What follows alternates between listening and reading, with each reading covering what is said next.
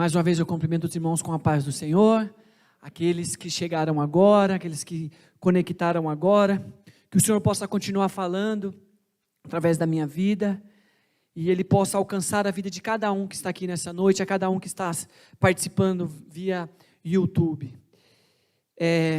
Hoje, eu gostaria de ministrar aos irmãos, gostaria de compartilhar uma palavra, que o Senhor tem colocado no meu coração, e tem aumentado a cada dia. Até mesmo na quinta-feira passada, o pastor ministrando, trouxe mais algumas coisas para que eu pudesse colocar nessa palavra, e eu creio que o Senhor Ele vai falar com você nessa noite. O versículo principal está lá no livro de Filipenses, abram as Bíblias aí, quem tem as suas Bíblias, no livro de Filipenses, capítulo 3, versículo de 12 ao 14.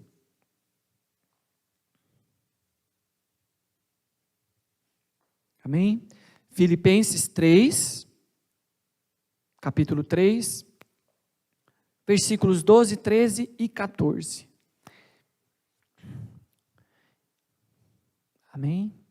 Diz assim: não que já tenha alcançado o que seja perfeito, mas prossigo para alcançar aquilo para que fui alcançado por Cristo Jesus. Irmãos, não julgo que o haja alcançado, mas uma coisa fácil, que é, esquecendo-me das coisas que para trás ficam e avançando para as que estão diante de mim. Prossigo para o alvo, pelo prêmio da soberana vocação de Deus em Cristo Jesus. Amém? Senhor meu Deus, meu Pai querido, nós queremos te agradecer por este momento, nós já louvamos ao teu nome, nós já te engrandecemos, porque o Senhor é o único que é digno de receber o louvor e a adoração. E acabamos agora, Senhor, de ler a Tua palavra, que o Senhor venha fazer, Senhor Jesus Cristo, morada dentro de cada um de nós, que Teu Espírito Santo venha ministrar os nossos corações, que Ele venha revelar, Senhor, a Tua vontade e a Tua verdade sobre as nossas vidas. Usa a minha vida como um canal de bênção, que eu venha diminuir para que o Senhor venha crescer através da minha vida. Alcança famílias, alcança vidas, restaura, cura e transforma nessa noite. É o que nós te pedimos e te agradecemos, em nome de Jesus. Amém? Glória a Deus. E o título dessa palavra, né, em cima até desses versículos, que fala que nós não alcançamos a perfeição, mas nós vamos a cada dia nos aperfeiçoando até que Jesus venha nos levar. E é interessante que ele aqui, o apóstolo Paulo, ele fala sobre isso, que aqui enquanto nós estivemos na terra, né, antigamente às vezes pensava assim, não vou para a igreja não, porque às vezes tem um fulano lá que eu conheço, e aquele cara aprontou tanto na vida, e agora foi para a igreja e quer dar uma de santo. E não é que nós queremos dar uma de santo, porque eu me incluo nesse povo que fez muita coisa errada, e hoje está na presença do Senhor, mas é que é assim mesmo, nós estamos aqui para alcançar a perfeição, e a cada dia nós vamos buscando a presença do Senhor, nós vamos lendo a Bíblia, nós vamos tendo intimidade com o Senhor, e assim o Senhor Ele vai nos tornando perfeito, até que chega aquele grande dia, onde nós seremos recolhidos, e ali teremos um novo corpo, e aí nós seremos perfeitos para a honra e glória do nome do Senhor. O título dessa ministração, que eu coloquei assim: não permita que o seu passado paralise o seu futuro.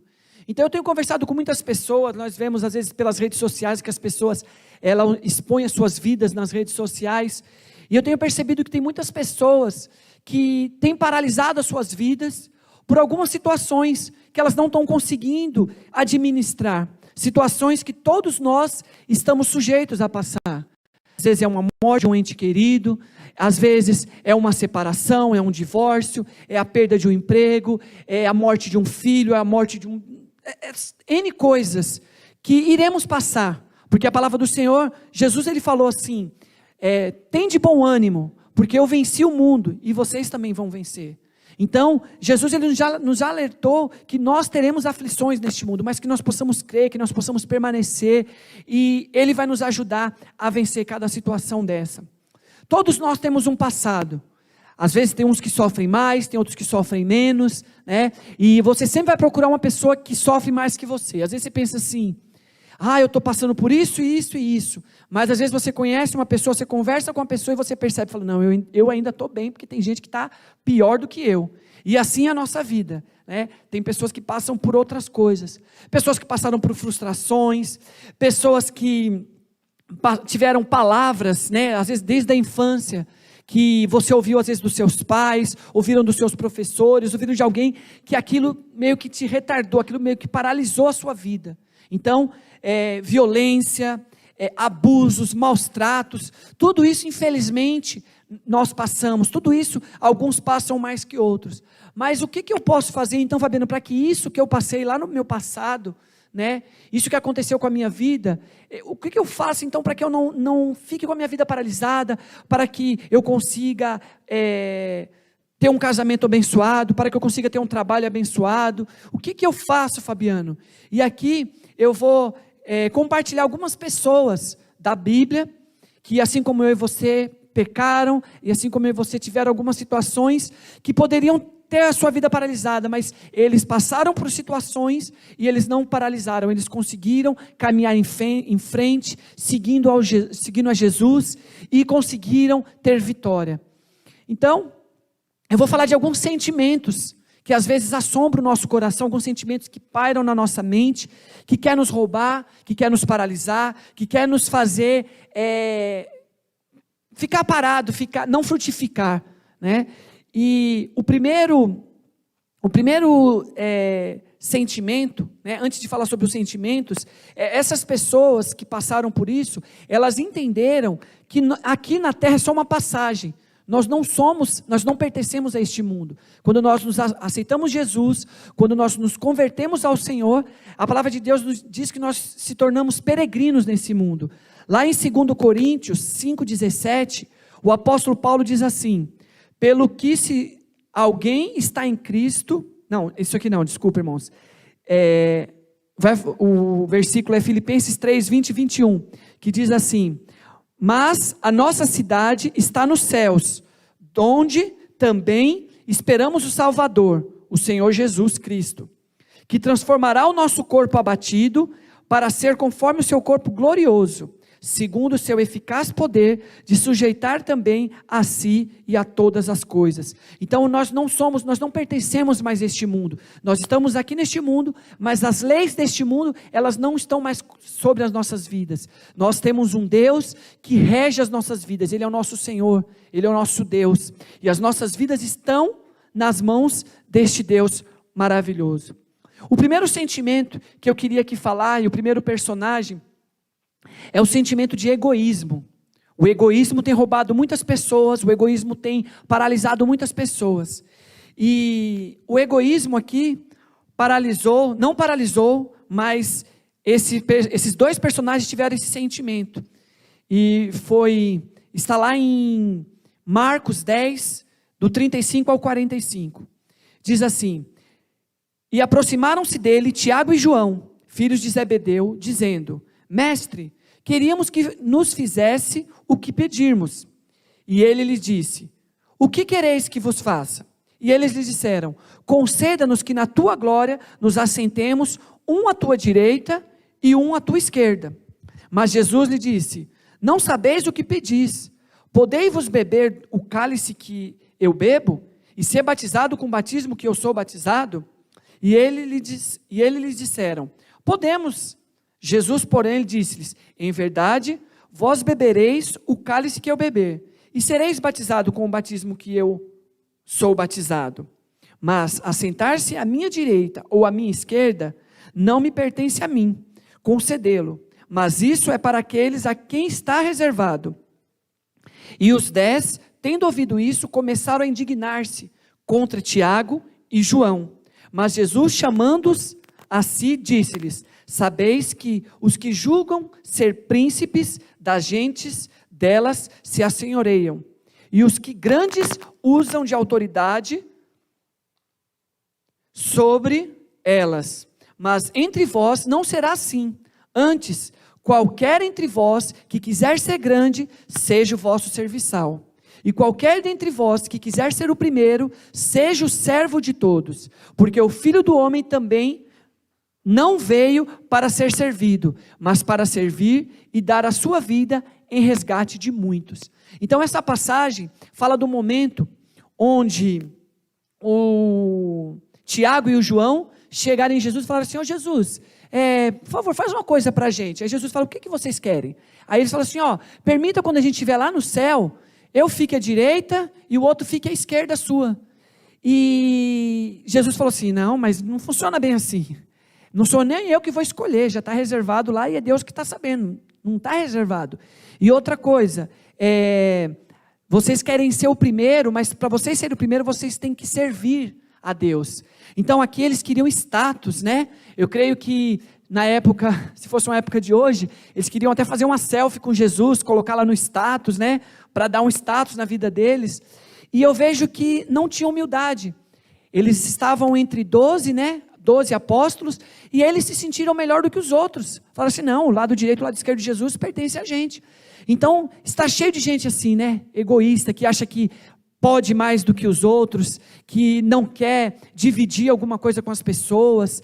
E Jesus ensina ao contrário. As leis, é interessante como as coisas de Jesus, ela é totalmente contrária àquilo que nós vivemos aqui neste mundo.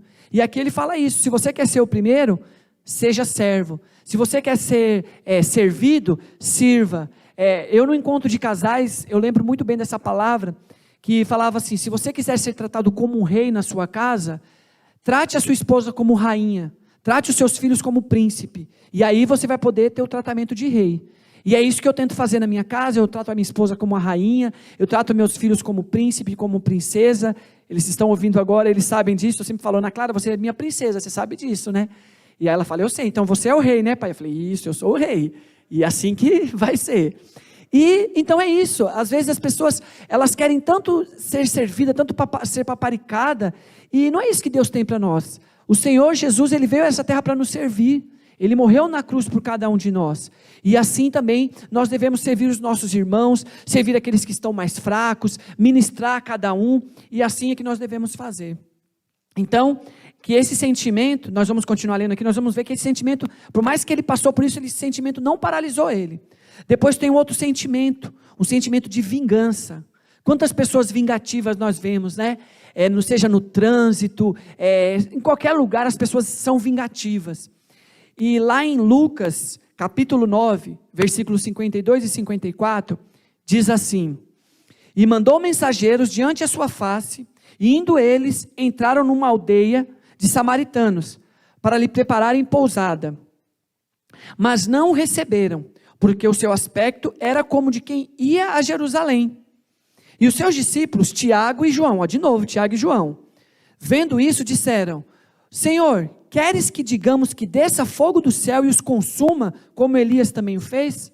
Então, olha só o coração de Tiago e João. Eles chegaram numa cidade e eles não foram bem-vindos naquela cidade. E aí, eles foram falar para Jesus: o pessoal daquela cidade não quis receber a gente bem. Se eu quero que a gente ore e caia fogo do céu, como lá no Antigo Testamento, o Elias fez isso. E aí, Jesus fala assim: não precisa fazer isso. E aí, nós vemos o sentimento de vingança. Eles estavam ali caminhando com Jesus e parece que não aprenderam nada. Jesus, um servo, Jesus era uma pessoa que ele não tinha esse ódio no coração, pelo contrário, ele amava as pessoas, ele amava aqueles que eram excluídos da sociedade, né, as prostitutas, os leprosos. Jesus estava sempre ali levando uma palavra de consolo para a viúva, e eles aqui com esse sentimento de vingança. E aí Jesus falou: não é assim. Então a vingança não pertence a nós. Amém? Nossa vida está nas mãos de Deus. Deus, Ele fará a justiça. Nós temos um advogado, e esse advogado é fiel, e Ele julga as nossas causas. Amém? Então entregue a Ele a sua vida, entregue a sua causa a Ele, e eu creio que o Senhor, Ele vai te dar a vitória. Outro sentimento que estava sobre a vida de Tiago e de João, era a impulsividade. Lá em Marcos 3,17, diz assim: e a Tiago, filho de Zebedeu, e a João, irmão de Tiago, aos quais pôs o nome de Boanerges, que significa filhos do trovão. Esse adjetivo que Jesus aqui, o que aconteceu aqui? Aqui nessa hora Jesus está escolhendo os 12 apóstolos que vai seguir ele.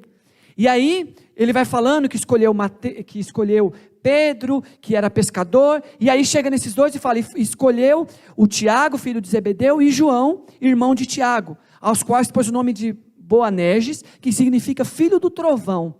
Esse é um adjetivo que eu fico imaginando assim, ó.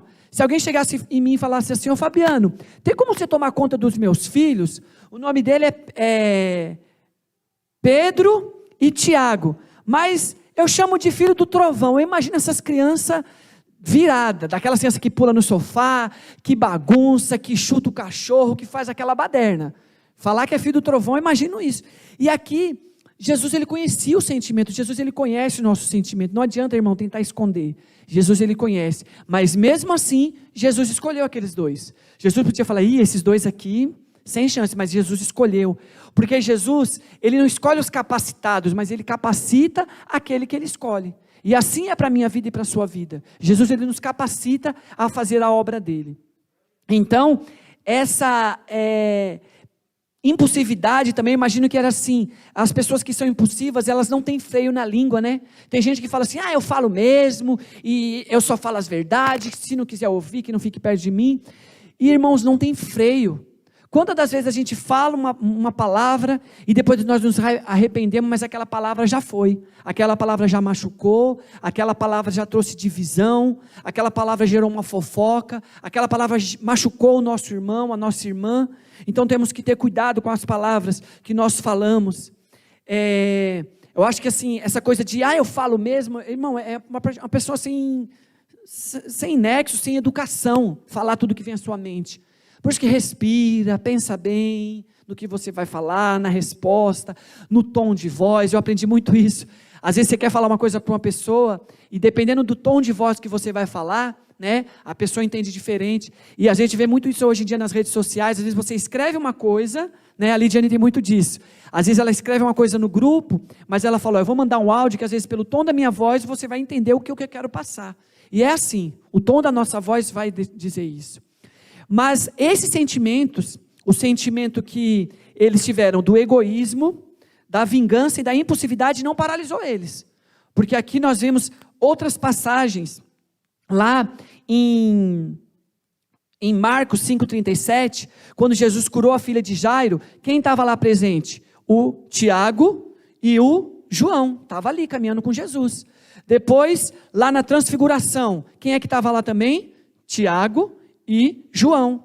Depois, lá no Getsemane, naquele momento de oração, onde Jesus orava, momentos antes da crucificação, quem é que estava ali junto? Tiago e João.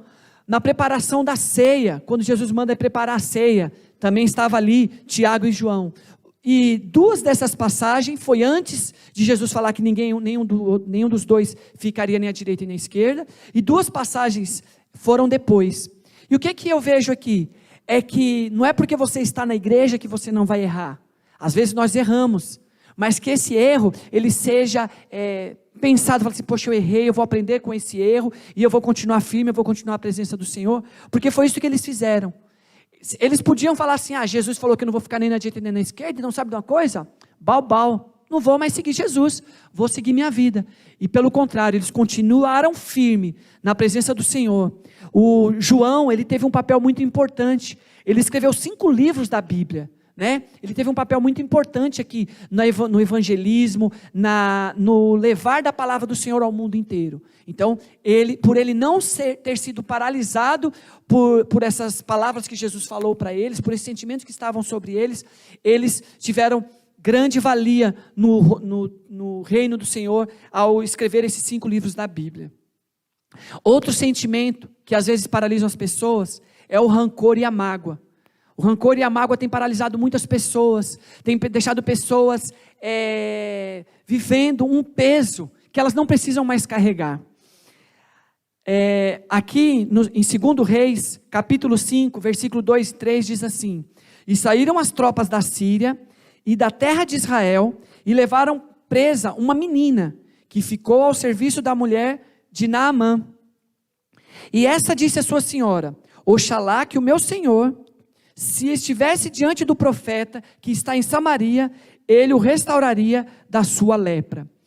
Essa passagem diz a respeito de uma menina que foi levada cativa. Houve uma guerra e o povo ali da Síria, a tropa da Síria foi ali em Israel e levou algumas pessoas cativas e levou essa menina para essa casa. E essa menina era uma escrava ali, era uma empregada da mulher dele. E fala sobre o marido, né, dessa mulher aqui, o dono dessa menina, que era o Naamã. Ele era um general de guerra muito forte, tinha um nome a zelar, né? E ele era leproso. Então aqui as pessoas que tinham lepra naquela época, elas eram vistas até hoje em dia, né? Hoje em dia tem um tratamento para lepra, mas antigamente não existia. Então essas pessoas que tinham lepra, elas eram afastadas da sociedade, elas tinham que viver nos lugares afastados da sua casa, da sua família, por causa que a lepra é contagiosa. E este homem, por mais que lá fora, fora da casa dele, ali, com os guerreiros, ele era bem visto, na casa dele, quando ele tirava a roupa, provavelmente estava cheio de feridas, cheio de lepra. E aquela menina olhou para aquilo e falou assim: olha, se este homem, se o meu Senhor fosse lá na minha terra, lá em Samaria, tem um profeta lá que poderia orar e curar essa lepra. E aqui eu vejo que essa menina, ela podia ser vingativa, ela podia falar: isso mesmo, Deus está pesando a mão, porque foi lá e matou os meus familiares, foi lá e matou o meu povo, é isso mesmo, Deus, pesa a mão. Mas ela não teve esse sentimento, porque a palavra do Senhor, o Jesus, ele nos ensina a amar os nossos inimigos, né? E aqui este amar, eu quero deixar bem claro, que não é você ficar o tempo inteiro, a pessoa está te machucando, a pessoa está te batendo, não. Irmãos, é orar para a vida dele, orar para que o Espírito Santo faça a obra, porque nós não podemos fazer nada. Aquele que pode fazer é o Espírito Santo. Nós levamos a palavra, nós levamos a semente, e o Espírito Santo que vai trabalhando nos corações. Mas voltando aqui, eu entendo que essa menina, e eu pensei muito nisso até hoje, na hora de ir embora, eu estava no ponto de ônibus, lá na rodoviária, pensando, lendo essa palavra e o Espírito Santo falando comigo. Quando fala menina, provavelmente era uma menina muito nova. E eu percebi que essa menina, ela não deixou os valores dela. Ela podia também aqui se revoltar contra Deus. Fala: meu, que Deus é esse? Eu servia a Deus lá em Israel, lá em Samaria, e Deus deixou que eu estou aqui presa, eu sou uma escrava. Ela não se contaminou com os deuses daquela terra, ela não se revoltou contra Deus. E eu fico imaginando o ensino que ela teve, porque para falar que o profeta podia curar, ela ouviu os pais dela falando. Porque antigamente não tinha a Bíblia, né, escrita. Então, ali a história era falada, de geração em geração. Os pais contavam as histórias. E eu fico imaginando os pais dela ensinando a palavra. E aí, eu começo a pensar: o que nós temos ensinado para os nossos filhos? Será que eu tenho ensinado a palavra do Senhor? Será que eu tenho ensinado valores de família para os meus filhos? Será que eu tenho ensinado os meus filhos a respeitar a qualquer um, independente da raça, do credo? Será que eu tenho ensinado isso para os meus filhos? Porque vai chegar uma hora que eles vão tomar decisões. E eu espero que as decisões dos meus filhos estejam baseadas na Bíblia, porque é isso que eu ensino para eles. Então que você pense nessa noite, como que você está tratando os seus filhos? O que você está passando? Qual é o exemplo que você está dando para os seus filhos? Porque também não adianta você falar e você não praticar. Porque aquilo que você pratica é muito mais forte do que aquilo que você fala. Então, essa menina, ela não tem nome. Se eu olhar lá na Bíblia, fala menina. Não tem nome. Mas o que acontece? Ela é lembrada até hoje. E é assim que Deus tem para as nossas vidas. Às vezes você não precisa ser reconhecido em todos os lugares, mas se você faz a diferença na vida de uma pessoa, é o que vale a pena. Porque depois, lá na frente, olha o que aconteceu. E desceu e mergulhou no Jordão 7 vezes, conforme a palavra do homem de Deus. E a sua carne se tornou como a carne de um menino, e ficou purificado. E ele voltou ao homem de Deus, e ele toda a sua comitiva. E veio e pôs-se diante dele e disse: eis que tenho conhecido que em toda a terra não há Deus senão em Israel. Agora, pois, te peço que tomes uma bênção do teu servo. Então o nome do Senhor foi glorificado, porque aquele homem reconheceu que não existia outros deuses, porque provavelmente aquele devia ter pedido para os deuses dele lá daquela terra para curar, e ele não foi curado. E aí ele foi até o profeta, né, não dá para aprofundar aqui muito, mas se você quiser ler lá no 2 Reis, ele foi ao profeta, o profeta falou assim: ó, é o seguinte, você quer ser curado? Mergulha 7 vezes no Rio Jordão. E ele foi lá, né, no primeiro momento ele não quis, né, mas depois ele mergulhou e ele foi curado. E a palavra de Deus fala que a pele dele ficou limpa como de um bebê. Então olha só o que aconteceu. O nome do Senhor foi glorificado e este homem reconheceu. É isso que nós devemos fazer. Nós devemos levar a palavra para que o nome do Senhor seja glorificado. Outro sentimento que pode tentar nos paralisar, e tem paralisado a muitos, é a incapacidade. E aquilo que o pastor pregou na quinta-feira passada, que me deu um spoiler, eu já coloquei aqui. A passagem está lá em Juízes 6, capítulo 6, versículo 14 e 16, que diz assim: então o Senhor olhou para ele e disse: vai nessa tua força, e livrarás a Israel das mãos dos medianitas. Porventura não te enviei eu? E ele lhe disse: ai meu Senhor, com que livrarei a Israel? Eis que a minha família é a mais pobre em Manassés, e eu, o menor na casa do meu pai. E o Senhor lhe disse: porquanto eu hei de ser contigo, tu ferirás os medianitas como se fosse um só homem. Então, para quem assistiu o culto na semana passada, o pastor ministrou aqui sobre essa passagem, onde Deus, está falando ali com Gideão, que o povo medianita ia ali, roubava a colheita deles, e eles estavam passando por miséria, por opróbrio, e o Senhor, ele aparece para ele, o anjo aparece e fala assim: é o seguinte, Gideão, eu estou te escolhendo para você libertar o povo dessa situação. Você vai lutar contra os medianitas e você vai libertar o povo. E aí ele fala: eu? Ih, Senhor, eu sou incapaz. Eu sou o mais pobre lá da minha família, a minha família é a mais pobre do bairro. Então às vezes a gente fica com esse sentimento: eu não vou conseguir fazer, eu não vou conseguir casar, eu não vou conseguir um emprego, eu não vou conseguir fazer uma faculdade. E o Senhor, ele tem o melhor para a sua vida. É interessante aqui quando Jesus fala assim, quando o anjo fala assim, vai nessa tua força. Eu peguei assim e falei: peraí, na tua força. Deus, o anjo aqui não falou assim: então peraí, você está se sentindo incapaz, eu vou colocar um pouquinho mais de força. Não falou isso. Ele fala assim: vai na tua força. E o que eu entendo aqui? É que não virá sobre nós situação maior do que você possa suportar. Se você está passando por uma situação e você fala: Senhor, eu não aguento mais, você aguenta. Porque se você está passando, o Senhor, ele te capacita. Ele é aquele que te fortalece. Fala: Senhor, me ajuda a caminhar, me ajuda, fortalece a minha fé para que eu não desfaleça. E o Senhor, ele tem isso para a sua vida. Amém? Ele vem nos capacitar a suportar a cada dia. Nós vamos receber a autoridade que vem de Deus para passar por tudo isso. E aí lá no final, o anjo, na passagem aqui também, se vocês quiserem ler, para vocês entenderem um pouquinho mais dessa palavra, ele vai falar que o Gideão foi com 300, eram muitos homens, mas no final ele só foi com 300. E esses 300, ele conseguiu a vitória, em nome de Jesus. Quando fala da incapacidade, eu morei por 3 anos numa favela, lá em Guarulhos, e as pessoas, eu olhava carro na rua, engraxava sapato, e às vezes as pessoas podiam olhar para mim naquela situação, e tinha gente que falava assim: não, você não combina com essa situação, você não combina que, eu vejo as crianças falando palavrão, e de um jeito, mas você não combina com isso. Mas eu estava ali, era uma situação que eu precisava naquele momento, e eu falava assim: um dia eu quero crescer, eu quero fazer faculdade, e tinha pessoas que investiam. Eu lembro que tinha uma mulher que morava ali na rua onde eu olhava carro no bairro, e todo começo do ano eu levava a minha lista de material para ela comprava a minha lista de material, porque ela queria me incentivar a estudar, e ela falava: não, você vai estudar, você vai continuar estudando, o que você precisar, você fala comigo, porque eu creio que você ainda vai ser um grande homem, que você vai fazer uma faculdade, se é isso que você quer. E na época eu nem servia a Jesus, nem nada, por mais que eu cheguei aí uma época da minha vida para a igreja, mas eu era muito novo, eu não entendia muitas coisas, eu ia sozinho, não ia com os meus pais, mas era isso, e eu entendia que Deus tinha algo mais para a minha vida. Então, não, irmão, não se prenda na situação que você está nesse momento. O Senhor, ele tem mais, o Senhor tem um bom futuro para cada um de nós. Outro sentimento que tem roubado a muitos é a culpa. E a culpa é um sentimento, irmãos, que é devastador. A culpa, ela nos faz sentir pequeno.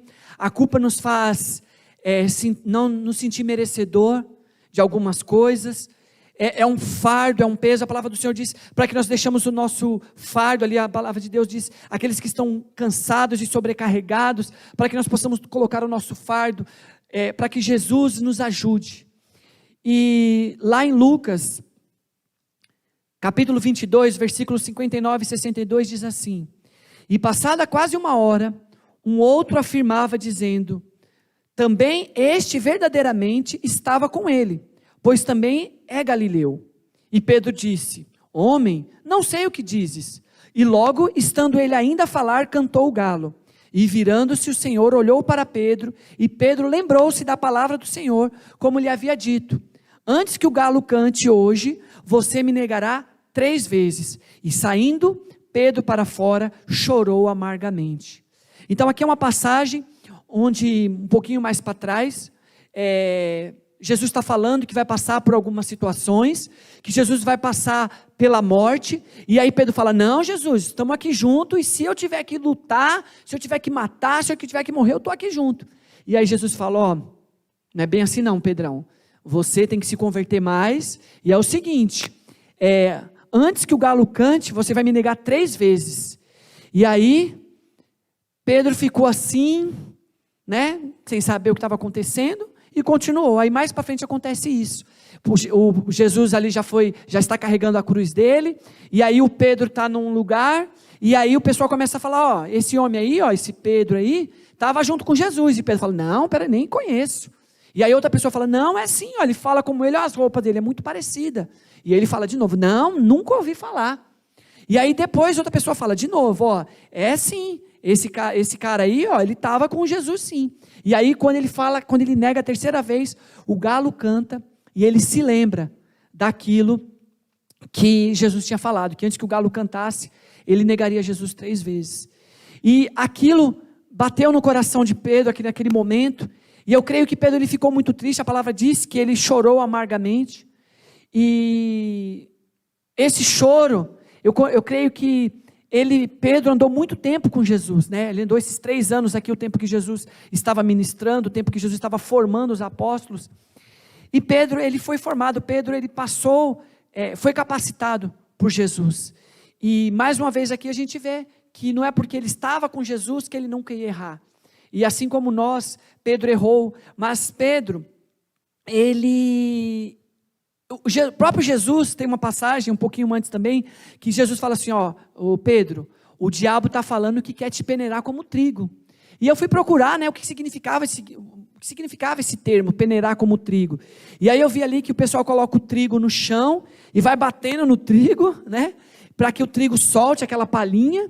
E aí aqui eu vejo que é o que o diabo ele quer fazer com a gente às vezes. O diabo ele quer bater, ele quer nos separar, ele quer nos separar da igreja, ele quer nos separar dos nossos irmãos. E Jesus falou assim: ó, mas eu orei para que aumentasse a sua fé. Então Jesus, ele não falou assim: ó, eu orei para que isso não acontecesse. Porque às vezes, irmãos, nós vamos passar. Nós vemos que Daniel, ele foi jogado na cova dos leões. Nós vemos que o Sadraque, Mesaque e Abednego foi jogado na fornalha de fogo. Eles não foram livres disso, mas Jesus estava ali. E assim também nas nossas vidas. Nós vamos passar por dificuldades, vamos passar por situações, mas Jesus ele está conosco. Ele não nos deixa passar por nada disso sozinho. E falando um pouquinho sobre culpa, eu quero dar um testemunho. Eu não sei quantos anos atrás, foi quando o Brasil foi pentacampeão, não lembro bem, faz bastante tempo. Eu estava ali no bairro onde eu morava, e estava todo mundo comemorando, né? O Brasil era pentacampeão, na rua, todo mundo gritando, aquela bagunça, e o meu irmão estava na rua, e passou um rapaz que já tinha uma rixa com o meu irmão, e esse menino ele era menor de idade, porém ele dirigia uma moto, ele tinha um carro também que ele dirigia, os pais dele tinham já mudado, e ele estava sozinho na casa. E esse menino, esse jovem, jogava a moto dele em cima de um monte de gente. E ele jogou a moto em cima do meu irmão. Meu irmão estava na rua, ele jogou a moto em cima do meu irmão. E eu estava sentado assim na calçada com alguns amigos, conversando com os primos, umas primas. E o meu irmão, ele tinha 2,7 m. Meu irmão era maior que eu. Meu irmão tinha 2,7 m. E o meu irmão, quando ele veio com a moto assim para cima do meu irmão só deu um murro nele assim. Ele estava sem capacete, meu irmão deu um murro para baixo. E aí ele largou a moto e foi para cima do meu irmão. Aí eu corri para separar a briga, para tentar parar ali. E aí eu falei: vai embora pro rapaz. E aí ele foi embora e ele falou assim: meu irmão, não vai ficar assim. E a gente continuou, meu irmão continuou na rua ali, não lembro o que meu irmão estava fazendo. E esse rapaz foi na casa dele, voltou, e aí o tempo começou a fechar, parecia que ia chover, e eu fui recolher a roupa que estava na varanda, e dava para ver a rua, e esse rapaz ele veio com uma arma, E aí ele pegou e já chegou no meu irmão, falou alguma coisa, eu não vi porque eu estava lá em cima da laje. E quando eu vi aquela situação, ele com a arma, eu corri, desci assim, eu falei, ele vai atirar no meu irmão, e procurando alguma coisa, uma madeira, alguma coisa para eu bater nele, para tentar tirar aquela arma dele. E aí quando eu ouvi o tiro, eu consegui sair, e quando eu vi meu irmão já estava no chão, e aí esse rapaz veio com a arma para dar mais um tiro, aí meu outro irmão veio e se jogou na frente dele, para que esse rapaz não desse outro tiro nele. E aí esse menino, quando ele ficou desesperado, eu não sei se ele veio com aquela intenção, às vezes era só para se amostrar, mas infelizmente aconteceu isso. E aí ele ficou desesperado, ele ficou com a arma na mão, ele ficou em choque, assim, aí ele pegou a moto dele e fugiu. E aí eu tentei socorrer o meu irmão, e a gente colocou ele num carro ali, levou para o hospital, mas infelizmente ele teve hemorragia interna, né, o sangue não saiu, e demorou muito socorro, a gente não tinha convênio, a gente foi para um hospital público, e infelizmente o meu irmão faleceu. E assim, desestruturou a família inteira. O meu pai, ele ficou desestruturado, meu pai queria destruir a casa, meu pai queria entrar lá na casa onde o menino morava e tacar fogo em tudo, e explodir o carro na garagem. E eu falei, não pai, não faz isso, porque os vizinhos não têm culpa.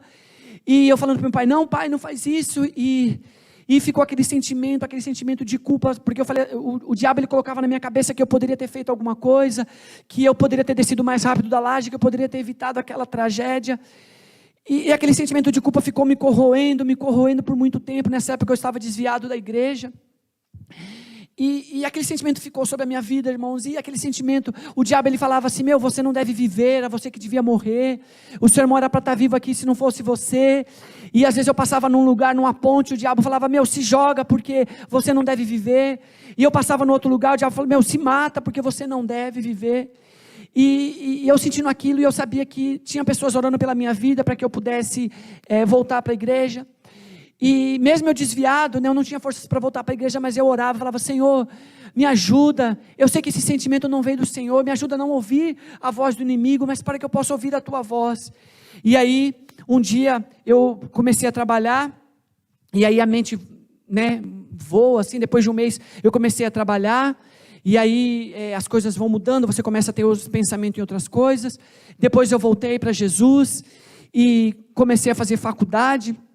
Então, aquele sentimento, eu comecei a ter um sentimento assim, não era isso que meu irmão queria para a minha vida. Eu creio que se meu irmão estivesse aqui, se eu pudesse me comunicar com ele, ele ia falar assim, Fabiano, vai viver a sua vida, vai constituir uma família, vai fazer faculdade, vai viver a sua vida, porque é isso que Deus tem para a sua vida. Foi uma tragédia, foi uma calamidade, nós sentimos a falta até hoje, a minha mãe, o meu pai, meu pai não sente mais também, porque meu pai infelizmente não está mais entre nós, mas foi uma tragédia. Mas o inimigo ele tentou ceifar a minha vida através da culpa, e eu senti muita culpa, eu senti muito remorso, mas o mesmo Deus que me curou. Por que eu quis falar isso aqui, dar esse testemunho? Porque às vezes você pode pensar, Fabiano, mas isso aí é história da Bíblia, não sei nem se existe, nem acredito na Bíblia, mas eu estou falando que eu vivi isso na minha vida, meus irmãos. E esse menino, ele fugiu, ele tinha muito dinheiro, os pais deles venderam as casas, tudo. Esse menino, a gente ficou sabendo que ele foi embora, ele era menor de idade, ele foi embora do Brasil. Depois de um tempo ele voltou, mas eu fiquei sabendo que aconteceu muitas tragédias na família dele, o pai dele morreu de uma forma muito violenta, e eu nunca tive sentimento de vingança contra ele, mas o meu pai queria pegar esse menino, queria matar ele de qualquer jeito, meu pai queria esquartejar, meu pai queria fazer de tudo com esse menino. E eu pensava na mãe dele, eu falava assim, eu não quero que a mãe dele sinta a mesma coisa que minha mãe sente, eu não quero isso, entendeu? E o que aconteceu? Depois de um bom tempo, esse menino voltou, ele mora lá no bairro ainda, e um dia eu estava indo visitar minha mãe, e eu estava dirigindo com o meu carro, e ele estava no meio da rua empinando pipa. Aí eu olhei para ele assim, eu não sei se ele me reconheceu, que fazia muito tempo, e eu falei assim, eu tinha tudo agora para atropelar esse menino, fugir, matar ele do mesmo jeito que ele matou meu irmão, covardemente, mas eu tenho uma família, eu sou casado, eu tenho uma esposa, que no altar, eu prometi cuidar dela, eu tenho uma filha, o que vai ser da minha vida? O que vai ser da vida da minha filha? O que vai ser da vida da minha esposa? Eu não vou fazer isso, eu não tenho esse sentimento, eu libero perdão para a vida dele, e aí ele vai tratar com Deus, e ele está tratando com Deus, não que eu queira, irmão, que Deus se vingue, não é isso, mas é que nós aqui no mundo, nós temos a lei da semeadura, e eu sei que aquilo que ele semeou, porque como ele era menor, depois que ele se tornou maior, a ficha dele está limpa, na vida dele não consta nada. Mas, infelizmente, é assim. O que você planta, você colhe. Mas eu falo felizmente também, porque se você planta coisa boa, você vai colher coisa boa.